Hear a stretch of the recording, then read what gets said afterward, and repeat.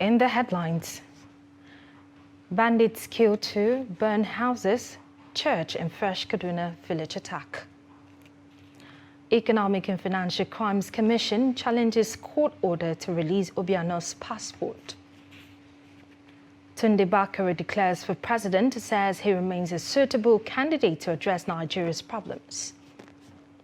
And on the foreign scene, Ukrainian leader Zelensky seeks peace despite expected Russian attack as he renews his plea for more weapons.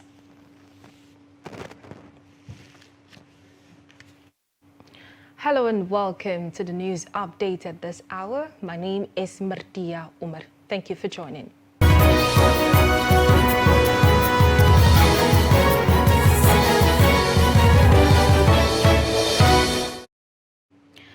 Bandits have attacked a day village of Kutura Station in Tentatu ward of Kajuru local government area of Kaduna State, killing 2 indigents of the community and burning down houses. One of the male victims has his head and hands chopped off after he was killed by the bandits during the attack.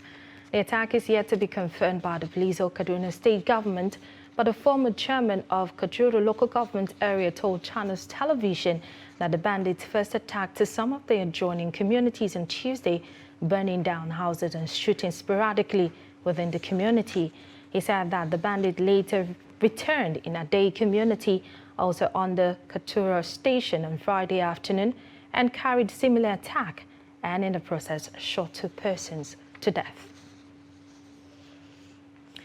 Still talking about insecurity. Insecurity in Nigeria has ruined many lives, and the lives of many have been subjected to several others of lifelong depression, agony, and economic deprivation. Katsina State, which is still having its own share of insecurity, has lost hundreds of lives, millions of animals to rustling, with property worth billions of naira destroyed. In this report, Abdullah Yamadi says thousands of farming and animal rustling communities, among other things, have been devastated. The very few people remaining in these communities have gory tales of rape cases, armed robbery, and other assaults. The absence of traditional institutions, apart from those like schools, courts, police, and other security outposts, which have been sacked from the affected communities by insecurity, worsens the likelihood of survival. For the past 7 years, people in these ravaged communities neither go to farms nor rear animals. You see, anybody that tells you that we can go to farm in this part of Katsina State, especially the areas ravaged by this insecurity, is telling you lies. There's no way we can go to farms. The insecurity has bedeviled and has continued to bedevil our villages. Our villages have been ransacked, so we don't have any means of going to the farms. You see, we don't even have the oxes. We use oxes in most of the farming activities in this part of the country. And our oxes, our cows have been rustled. We don't have the means. We don't have anything to sell to go to farms, to buy fertilizer, to do anything that will support us in going to the farms. How much more of the issue of insecurity we are facing, where we don't have anything, and these people are almost everywhere. To these children, the future is not promising, and they no longer go to schools like their colleagues in other parts of the country. People that were once comfortable are now rendered poor, with many of them begging for alms in cities and neighboring towns. Even at that, their lives as beggars in the cities promise nothing other than vulnerability to danger and other crimes. We are afraid. Both the students and the teachers are afraid of going to schools. We cannot go to school because this insecurity has ravaged almost everything. Most of residents here cannot even have the comfort of discharging their religious obligations, such as 5 daily prayers, fasting, or Jumat prayers with ease. Majority or almost everyone here must pay levy to guarantee their continued stay in the community. You see, it is almost time for us to start conveying manure to our farms, but there is nothing we can do because these people are almost everywhere. They can pick you at any point and they can kill you at any time. So we can't go to our farms now, and I don't think anybody can dare doing that. The above scenario, many believe, calls for more government commitments to restore lasting peace in the affected communities to enable farmers produce enough food to avert food crisis. Abdullahi Ismayamadi, Trust Television News, Katsina. Still in a disturbing development, in Lokoja, a popular cement dealer's wife has been abducted by hoodlums suspected to be kidnappers. And Mrs. Obi Chingwe was kidnapped at gunpoint at Peace community area of Lokoja yesterday night, and she was on her way with her husband to her home. And the gunmen in their numbers trailed the husband's vehicle. A popular dealer of cement and other building materials in Lokoja shot severally at his car, forcing him to stop before they abducted his wife to an unknown destination. The State Police Command Public Relations Officer, DSP Williams Aya, who confirmed the incident, assured that the perpetrators would be arrested and brought to book. And Catholic priest of St. Mary's Catholic Church, Sadiq Power in Niger State, Reverend Dr. Leo Raphael Ozigi, has regained freedom after 2 weeks in captivity. The Secretary, Niger State Chapter of the Christian Association of Nigeria, Pastor Raphael Okbawoye, confirmed this release to Daily Trust. He said the cleric was released on Friday after the ransom was paid, but did mention the amount what was paid to secure his release. Recall that the priest was abducted on Sunday alongside 44 other villagers on Wadda Sadikim Power Road on March 27.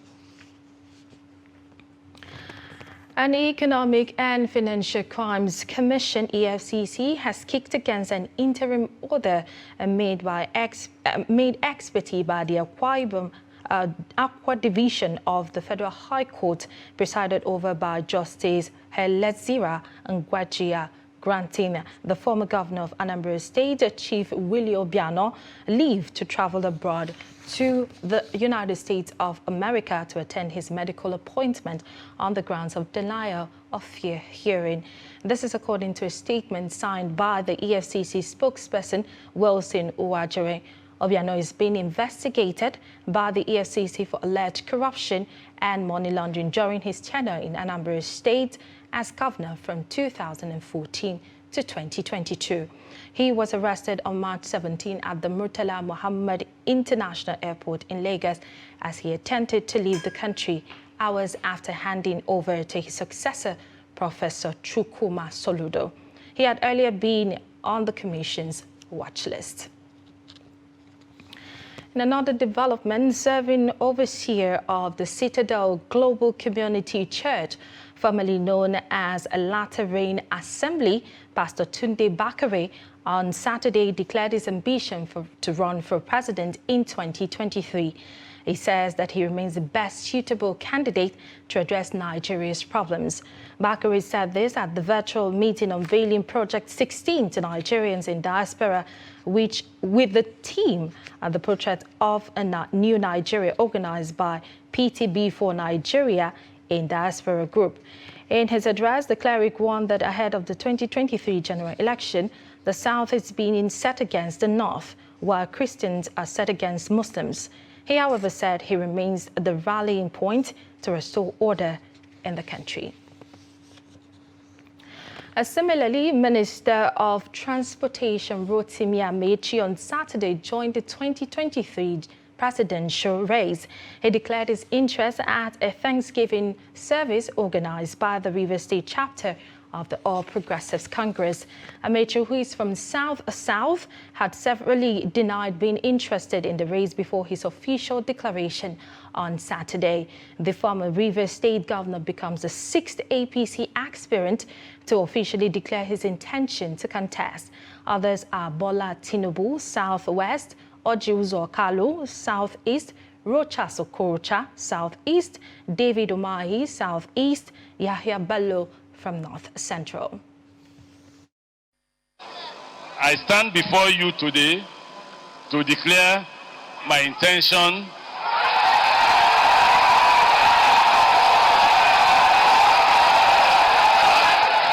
and submit my application to serve as your next president.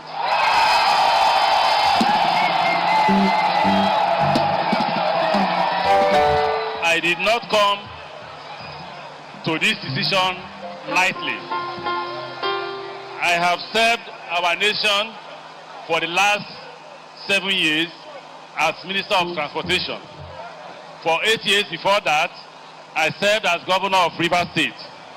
In the preceding 8 years before that, I was Speaker of the Rivers State House of Assembly. Within this period, I've also served as the Director General of President Bakare campaign organization twice.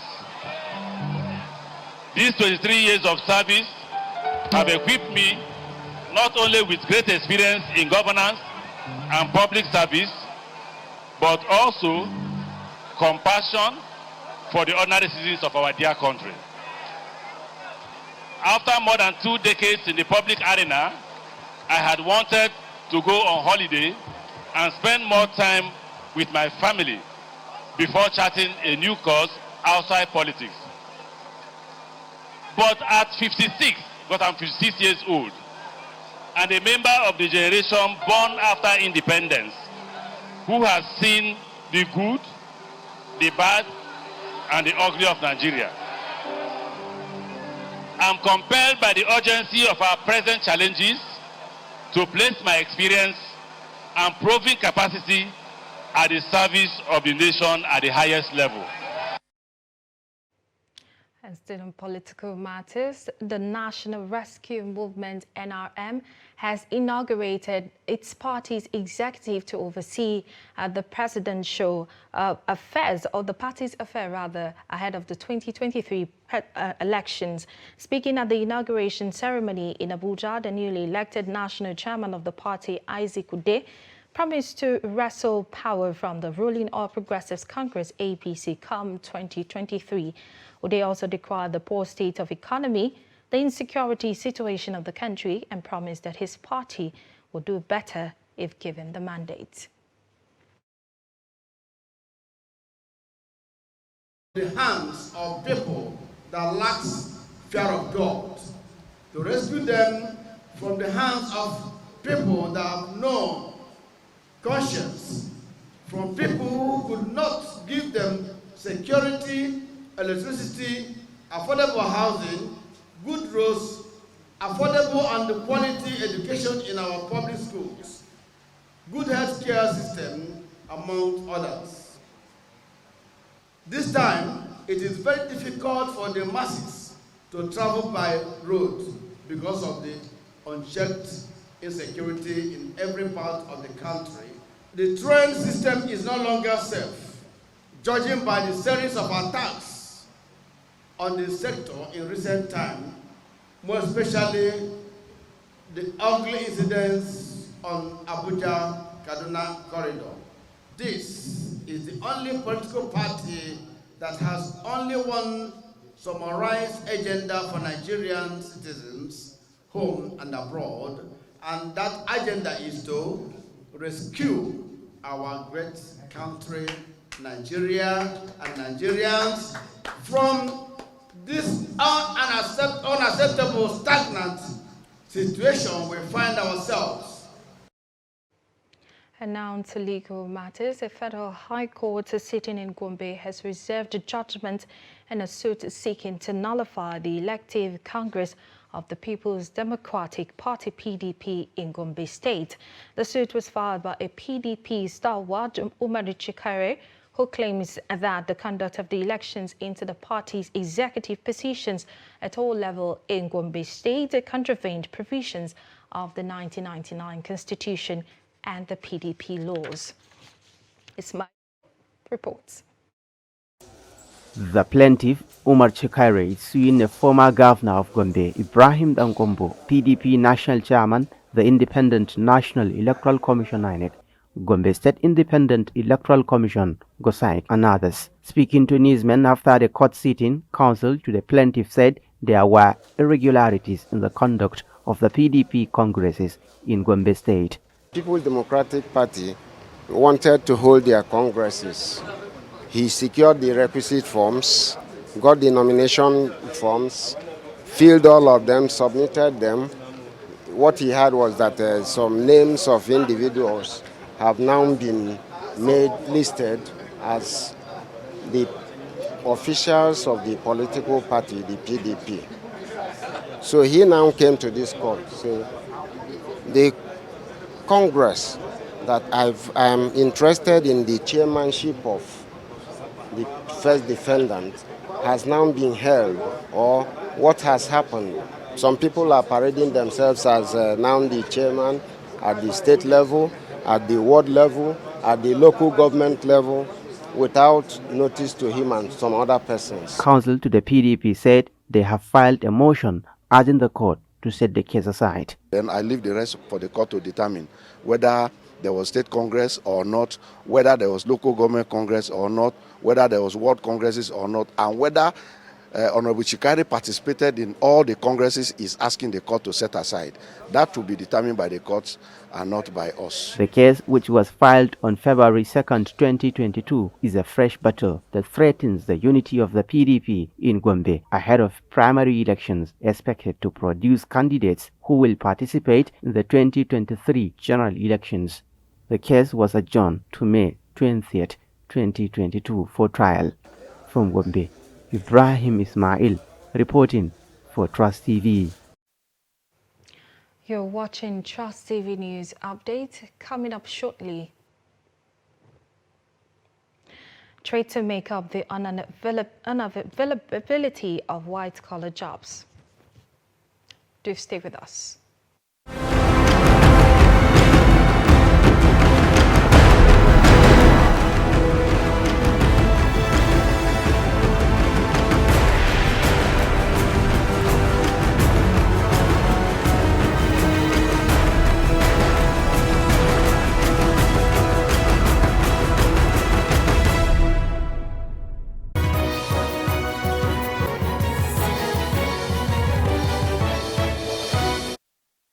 Welcome back. You're still watching Trust TV News Update.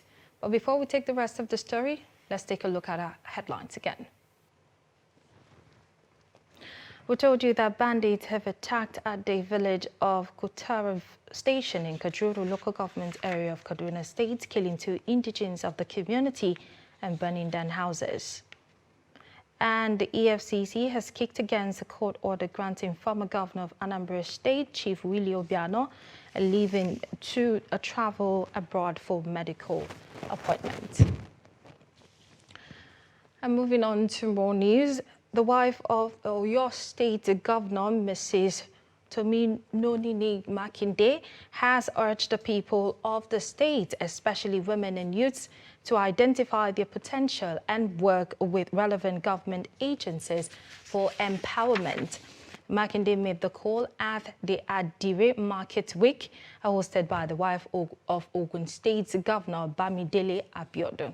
The report. Makinde said youths and women must identify their skills as potentials for wealth creation and poverty alleviation while leveraging on government support. Look inward. What do we have? Then reevaluate what do we need to actually market the skill we have. So we look inward, take what we have, and appraise where we need to go. Look forward. Then improve on those things we need to improve on. Then we can now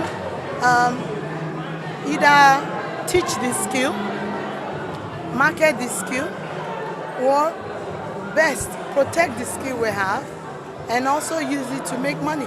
So look inward. What do we have? For example, Ogun State, they're looking inward. They have Adire. Or your state, what do we have? Ashoke, Adire, other things. Pot making, drum making. We can look inward and promote what we have, turn it a trade, work with the government, look at the resources, and empower people at the grassroots to get more work. In her address, the wife of the Speaker, House of Representatives, Salamatu Majabiamila, urged support for local producers to be patronized and empowered. The Adire market, week sponsored by the Ogun State Governor's wife, is a high-level engagement for women empowerment and promotion of culture in the state. Adire, like most indigenous fabrics in our textile industry, was confronted with a decline in both production and consumption in the past years. It is a huge relief that the trend is reversing rapidly, with more people, particularly women, producing, retailing, and wearing Adire with pride. To keep this momentum, we must be intentional in ensuring that producers are supported and empowered. The event had in attendance former President Olusegun Obasanjo and his wife, Bola, former Governor Aremu Olusegun Oshoba and his wife, as well as wives of Lagos and Edo State Governors Sanwo-Olu and Betsy Oba.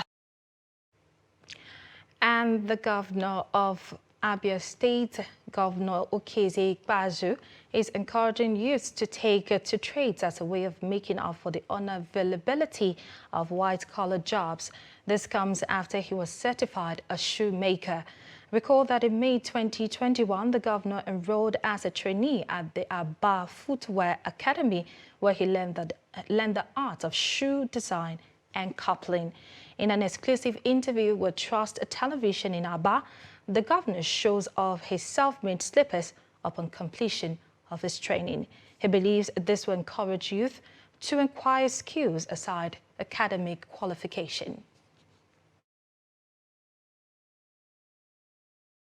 It's a big shame that I'm a teacher by profession, but it's a big shame. These are the shoes I produced, you know.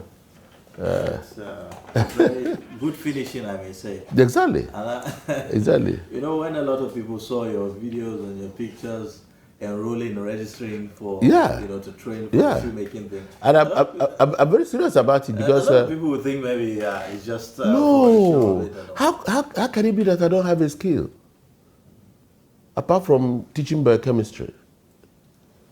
How can it be that I'm embedded in an environment where people are doing things and I can't do a shoe? It will be a big shame. A lot of young Nigerians will think, well, I mean, you are the governor, so why are you even learning a skill? You are educated. You got your PhD from when you were 30, so why are you even, you know, learning that is the mistake we make. Every person from this part of Nigeria, my thinking is that the person should have an additional skill. I had a choice to choose between shoemaking and tailoring, but I chose shoemaking. Because we're trying to create an ecosystem for shoe manufacturing. The U.S. Latino American Chamber of Commerce Africa has called on foreign investors to invest in Nigeria's untapped economic potential for the country's development.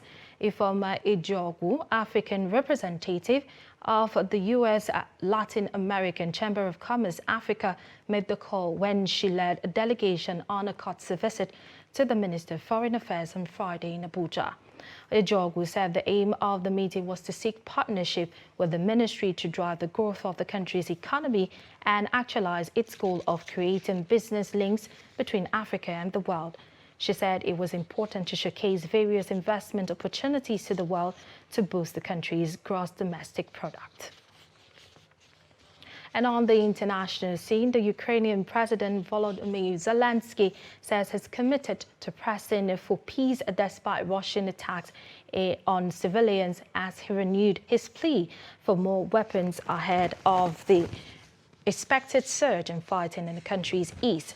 Zelensky made the comment a day after at least 52 people were killed in an attack on a train station in the eastern city of Kramatorsk, and as evidence of civilian killings came to light after Russian troops failed to seize the capital, Kyiv, where he has hunkered down. Zelensky said he's confident Ukrainians will accept peace despite the horrors they have witnessed in the more than 6-week-long war. Meanwhile, Russian troops that withdrew from northern Ukraine are now regrouping for what is expected to be an intensified push to retake the eastern Donbas region, including the besieged port of Mariupol the Ukrainian fighters are striving to defend. And that brings us to the end of the news update at this hour. For more updates, follow us on our YouTube page and our social media platforms as well. I am Martia Umar. Thank you for watching.